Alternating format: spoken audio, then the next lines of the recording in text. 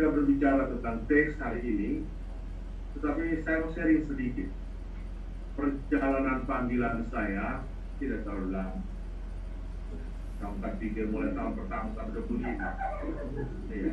Saya memang orang yang mau banyak, tetapi dalam situasi-situasi tertentu saya juga cepat baca reaksi umat. Terlama, apalagi siang. Oke. Saya omong sedikit tentang keluarga saya. Saya anak kedua dari 4 bersaudara. Bapak dan mama sudah meninggal semua. Bapak meninggal tahun 2006 tanggal 10 Maret. Lalu mama itu 30 Januari 2007. Jadi pas bapak genap 1 tahun, mama 40 hari. Jadi rayakan satu kali lalu langsung bubar sudah. Saya buka ke Taipei, saya pulang dulu. Lalu 4 bersaudara ini, kakak saya imam SD sama dengan saya di Taipei. Lalu dia posisi terakhir sekarang di untuk Kuskupan Agung Taipei. Sementara saya di sini, lalu dua saudara di kampung dengan keluarga mereka sudah dikaruniai anak. Kami terlalu pikir mereka kan mereka ada suami yang bisa melindungi mereka. Lalu waktu tahun 2018,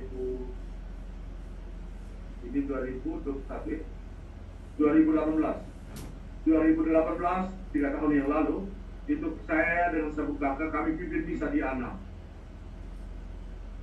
Maka ketua Dewan Saksi Pak Tion, dia langsung katakan begini, kita ucapkan waktu pengumuman, kita ucapkan terima kasih kepada Pater Paskalis, itu adik dari Pater Mundus.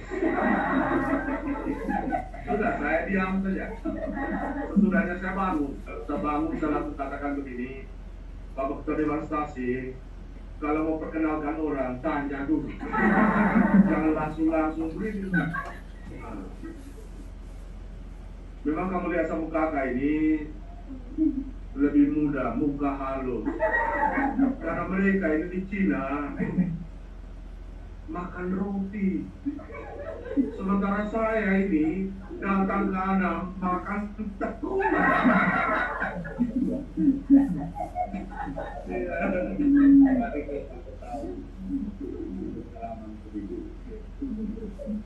Lalu kematian kedua orang tua yang berdekatan, apalagi kami juga baru berhasil.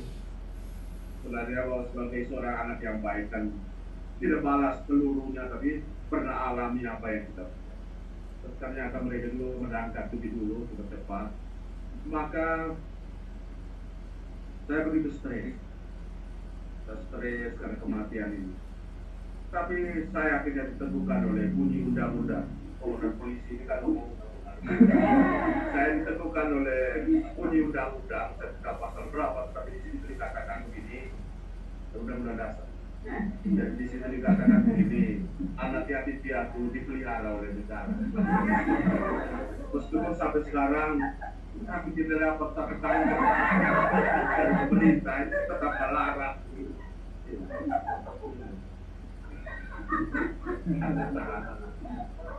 Oke. Jadi itu sedikit pengalaman keluarga, lalu pengalaman panggilan. Ini juga saya temukan saudara-saudara mereka ya. Oh, ya, mereka ini masih muda ini. Oke, saya sebenarnya tidak ada mujizat yang dari langit yang mengajak saya untuk jadi imam. Tidak.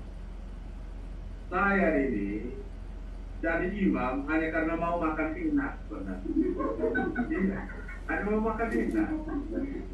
Karena biasanya kita di Flores Timur ini ada satu kebiasaan, itu ayam mimpi buruk. Jadi setiap kali kalau ada imam, suster, bruder atau frater yang kunjung keluarga, itu selalu orang bunuh ayam. Maka saya punya kerinduan itu, supaya saya juga bisa kalau saya datang. Dan ternyata bahwa sampai sekarang ya, kita selalu ada makan yang enak. Ya, ya, saya ingat waktu saya prater tingkat 2 di Lero itu, kami kunjung keluarga di Mokere. Kalau siang-siang itu ibu itu dia kejar ayam. Nanti saya begini, Tuhan, terima kasih, terjadilah kehendakmu. Saya keluar sama ibu terus kejar ayam. Tapi siang ini kami makan di SPD di Lero. Ibu itu, saya omong itu supaya ibu kejar ayam jalan cepat. Masaknya. Tapi ibu itu dari kejauhan itu dia terpolos, dia katakan, tidak apa-apa brother, karena ayam yang saya kejar ini saya mau jual di pasar.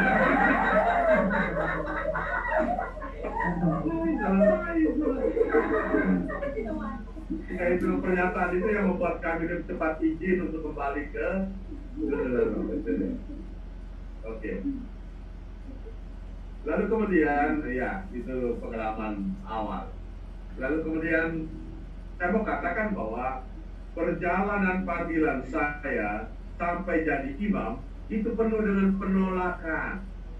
Tidak ada yang baik.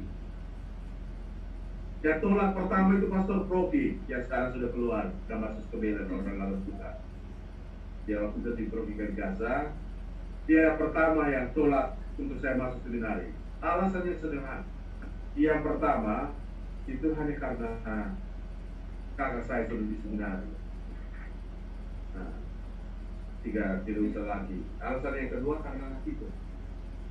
Kalau kakak sudah di seminari, saya masuk seminari lagi, kan laki-laki yang kedua. Siapa yang meneruskan keturunan? Ya. Tapi Bapak punya jawaban sangat sederhana. Tapi akhirnya saya refleksikan, dia katakan begini, kami juga tidak harapkan dia jadi imam. Kami hanya harapkan supaya dia bersikap lebih baik.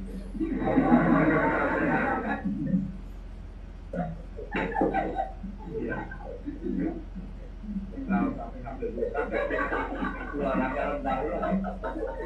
Lalu kemudian saya akhirnya itu penolakan yang pertama. Penolakan yang kedua itu dari guru-guru SMP, terlebih guru agama pada Pak Paul mereka ini. Guru agama itu alasannya juga masuk akal. Jadi saya ditolak itu hanya karena pertama pembinaan calonan seminari saya tidak pernah ikut. Ajuda juga saya tidak pernah. Tiap kali kalau mau bisa, saya biasanya duduk di rumah om-om sama mama kan dari Kalkata, pada kelas pura punya adik-adik. Saya duduk di situ, lalu kemudian kalau sudah ada lagu pembuka, saya masuk sudah kata tambah sudah. Lalu pas kirim lamaran ke seminari, kan harus pindah ke sekolah. Saya masukkan surat lamaran. Mereka tinggalkan juga di sekolah. Jadi ya teman-teman ya 10 orang langsung kirim ke seminari. Oke, saya punya di SMP. Saya punya kakak waktu itu ada, dia sudah dengar kalau saya mau masuk ke seminari. Oke, dia kirim surat lewat satu, kebetulan ada keluarga di Bokem yang pulang lebaran. Dan dia mau pesan hanya begini, nanti tanya Pater Mundus, Pater Mundus lagi, Mundus ini, kalau dia masih mau masuk seminari supaya kirim surat, kan dia surat ya, lamaran.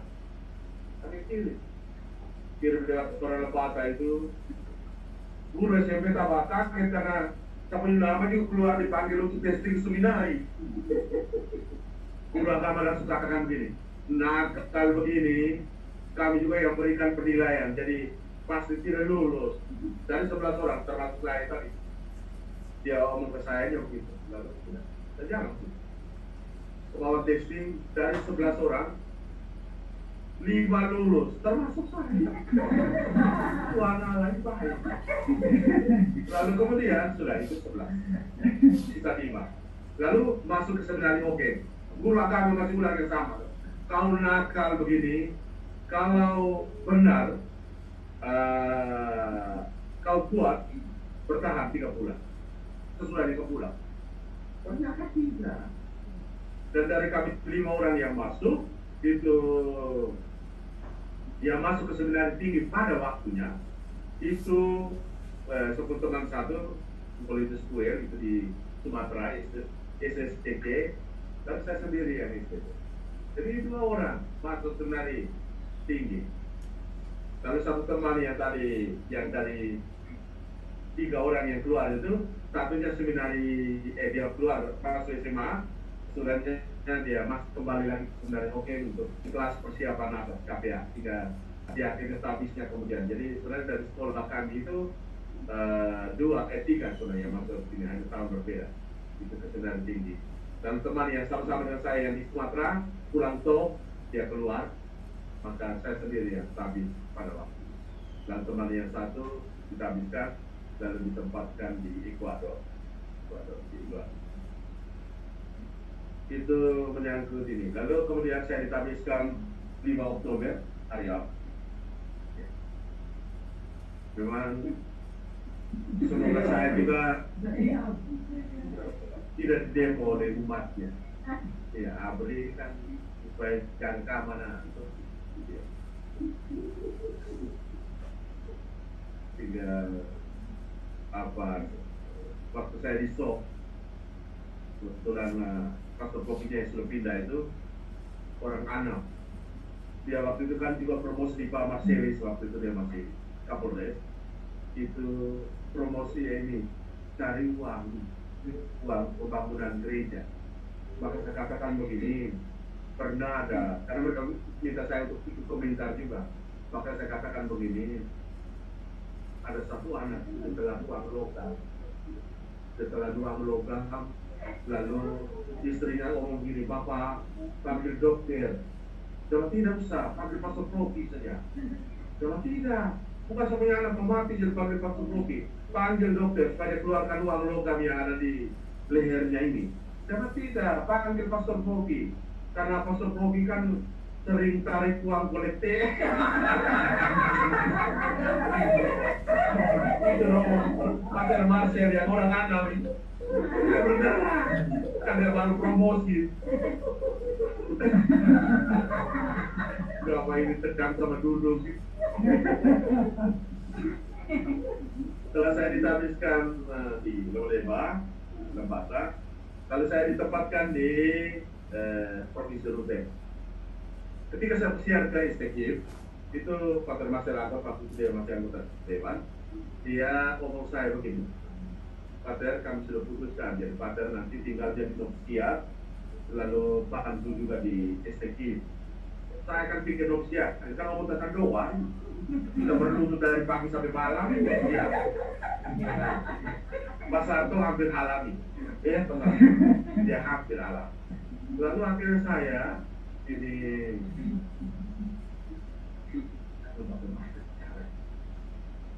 akhir saya pagi-pagi saya jalan pincang. Wakil provinsial Patrian Johnsomi ada di kehormatan. Jangan modus, kenapa pincang? Soal Pater saya ini tidak cocok daerah dingin. Akhirnya begini, kalau begitu kita mesti cari daerah mana? Harapan saya sumpah. Labuan Bajo sudah dari datang SK baru Labuan Bajo. Akhirnya saya protes di Pater Raskar satu jawab kantor ini. Om, dia itu anggota dewan. Sama Om, saya harapkan sumpah bisa dapat SK lagi itu di Labuan Bajo. Langsung dia katakan begini, oke, kami bisa ganti SK kok ke Sumpah, tapi ingat, itu misimu, bukan misi SPD, bukan misi provinsi. Karena itu ingat, harap tidak ada masalah di Sumpah. Kalau ada masalah, kami lepaskan. Karena itu kau punya misi. Langsung saya katakan, oke, kalau begitu turun kita ke Labuan Bajo. Hari itu kami turun ke Labuan Bajo. Tapi di Labuan Bajo, ini yang tantangan yang saya tidak bisa lupa. Tantangan yang sangat berat untuk hidup imamat saya. Itu 17 Agustus, saya sudah ada di lapangan bola. Yang tanggung paduan suara selama upacara 17 Agustus, itu SMA K, Ignatius Loyola. Satu pemain gitar ini lupa tali gitar, maka kepala sekolah katakan begini, Mundus kembali ke hantar anak ini ke sekolah untuk ambil tali gitar, tali gitar ya, ambil tali gitar, tapi cepat karena camat dan rombongan sudah mau bergerak. Kami ke sana baik, pulang tabrak orang. Iya, tabrak orang. Ini pengalaman paling berat. Mau sembunyi ya? Tak susah. Saya tabrak orang. Yang pertama itu pas di cabang yang naik ke puskesmas, dia sudah langgar. Saya berhenti. Dia jauh, saya lari lagi. Lari lagi, dia langgar lagi. Saya berhenti. Kali yang ketiga itu pas depan toko Sinar Harapan ya, Suster Virgula punya itu. Kan botnya dalam itu. Maka saya mau sini lagi, berarti saya jatuh dalam got dan saya yang mati. Dia yang hidup. Kalau kita tidak bisa pesta hari, maka saya akhirnya ini sini sedikit saja, setir motor sebelah kiri itu, hantam dia. Bapak itu umur 70-an, mereka itu bekas permisi bekas PKI, jadi yang wajib lapor harus ikut perayaan tanggal 19. Dan TBC dia, maka jatuh dan diangkat ke puskesmas. Dia matinya di puskesmas siang. Dia mati, tapi sebelum dia mati dia panggil anak sulungnya, dia katakan yang tabrak tadi itu faktor, tidak boleh tuntut apa-apa. Nah, sudah. Akhirnya terjadi. Lalu saya, karena 17 Agustus semua yang dia keamanan itu kan semua di ini, ya. Untuk mengamankan saya di sel. Masih di ruang kecil yang jeruji ini. Bukan, tidak hebat model Pak Sarto punya ini. Labuan Bajo tahun 97. Waktu itu. Polcek itu. Maka, saya ada di situ. Yang tidak ikut pergi apel itu Pak Tadeus yang orang Rentu. Nah, teman-teman. Sampai sekarang. Lalu pas jam 12 dia datang. Keluarga saya dari sel, coba Pak, kita ke rumah untuk makan. Pakai makan di rumah. Maka 10 makan dan Bapak sebelum kita makan, Pak berdoa berberkatan sedikit. Saya langsung begini. Nabi begini masih tapi saya kan kita sudah berkata. Makan kenyang habis, masuk sel lagi. Masuk sel lagi. Ada keamanan. Saya hanya lihat dalam proses keamanan. Setengah 5 foto seminari dengan keluarga. Lalu Pak Direktur itu mereka datang ke sel tadi. Saya juga sudah dapat satu-satu semua. Mereka serang lalu ini terbuka saja dari dalam, dari luar. Tapi akhirnya saya ini lalu mereka keluar sudah, keluarga datang untuk berdiri aja. Saya ke sana, ketemu 14 orang. Ya oke, batik, tabrak orang lagi. Dan saya satu-satunya orang yang paling takut dengan jenazah. Hanya karena rasa bersalah, saya merayap di atas jenazah. Merayap tidur di atas tiga, menangis. Tapi hanya sebentar. Hanya sebentar, sesudahnya saya. Dan malamnya kami bisa. Malam kami bisa. Dan saya katakan berdoa spontan saja. Karena pada bisa, ya malamnya saya malam penutupnya pas saya pimpin kita. Waktu saya pimpin itu ada satu bapak, kan saya minta doa umat secara spontan. Satu bapak itu temannya Bapak Karolus ini yang meninggal. Lalu dia doa begini, Tuhan, kami sangat mencintai Bapak Karolus, tapi sekarang Engkau telah memanggilnya Tuhan. Hati-hati Tuhan. Dia ancam Tuhan lagi. Hati-hati. Kalau kita dapat posisi bersalah jadi mau tertawa.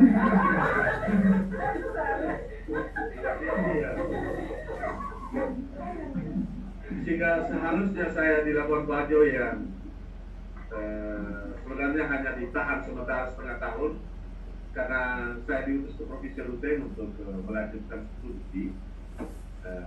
Karena kami ada 5 orang yang dibagi-bagi untuk supaya bisa studi lanjut. Tapi hanya karena masalah itu, karena hukum gantung, maka akhirnya bertahan sampai 1,5 tahun. 1,5 tahun baru saya dikirim ke Irlandia untuk studi di sana. Lalu waktu pergi ke Irlandia itu lucu itu kan bahasa Inggris semua di pesawat itu. Kalau bahasa kita mau bahasa Inggris seperti tahu begitu. Tapi itu jadi mereka datang pramugari itu kan bahasa Inggris. Tawarkan minuman. Jadi what kind of drink would you like? Lalu saya kan pikir bahwa saya tahu jenis minuman itu kan Coca-Cola. Jadi saya punya Coke. Berikut lagi datang resmi lagi. What kind of drink would you like? Coke. Kali ketiga kalau mereka dengar Coke terus mereka datang ada Coke.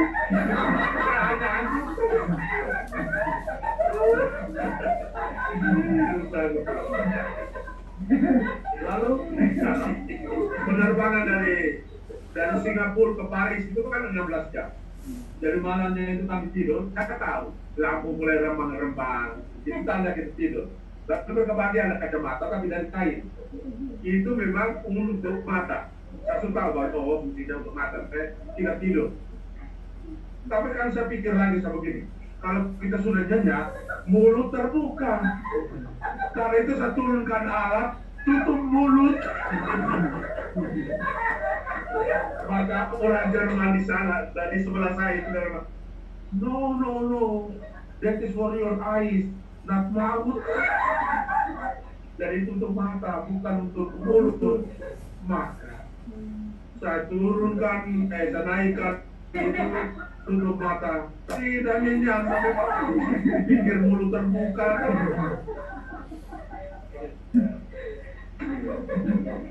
Sampai di Irlandia saya punya kompor rusak.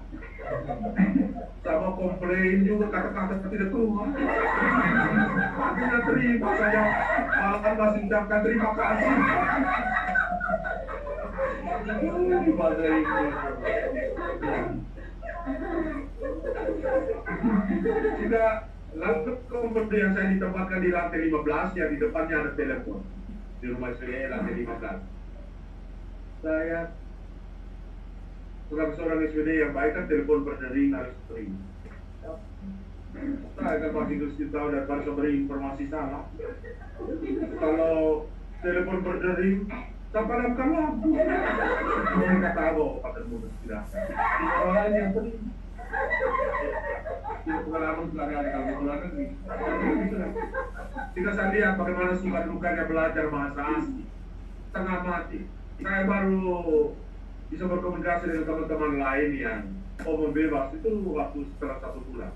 Kamu bilang yakin, kita apa lihat senyum saya. Iya, yang penting hawa ariunya keluar. Iya. Jika saya ingat bahwa suka duka dan ketemu satu teman yang di Yogyakarta, itu dia orang Filipina, dia studi bahasa Inggris di sana Tagalpa. Kan dia menjalankan praktik pastoral di Lembata, di Lembata. Maka harus belajar bahasa desa dulu di Sanata Dharma. Maka saya ke rumah kami di Yogyakarta, tidak ada sama hitung. Studi bahasa desa sudah selesai. Terus sampai di mana? Di awalan ber. Bahkan sama bersepeda, naik sepeda.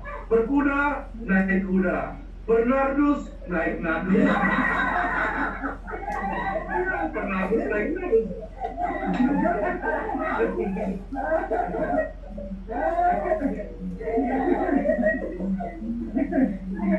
Lalu kemudian balik ke Jakarta, saya lanjutkan studi lalu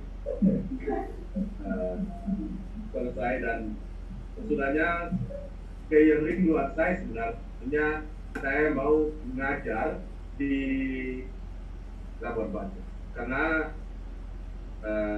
di sana itu kan daerah pariwisata dan kami di sekolah juga ada lab bahasa Inggris, maka saya pada promosi yang Josomi waktu itu bertemu saya di Jakarta dan kami bicara itu dan keputusannya saya di Labuan Bajo. Ternyata pulang dia terdapat SK di SMI. Saya masuk ke dia punya ruangan langsung Pater buang uang banyak di Jakarta untuk bertemu saya. Ternyata materi dikeluarkan SK lain dari yang kita bicarakan sekarang. Dia jawab apa? Saya ini kan hanya satu orang, sementara dewan ini kan lebih banyak dari sedikit. Jika memang mereka juga butuh di provinsi bahasa Inggris, tinggal di sana tuh, nanti sudah biar kembang sampai sekarang. Oke, jadi lalu dalam biara imamat ada lebih banyak kelemahan yang dalam pelayanan atau dalam perbuatan, dalam kata-kata. Tapi akhirnya saya menyadari bahwa tantangan, kesulitan atau penderitaan yang saya alami itu juga karena kelemahan saya. Itu saja kelemahan saya. Kelemahan saya. Tidak ada Tuhan yang punya rencana bahwa saya harus menderita. Itu karena kelemahan saya. Karena itu saya hanya membaharui moto imamat saya yang saya pilih 25 tahun yang lalu. Moto saya itu diambil dari 2 Korintus bab 11 ayat 30.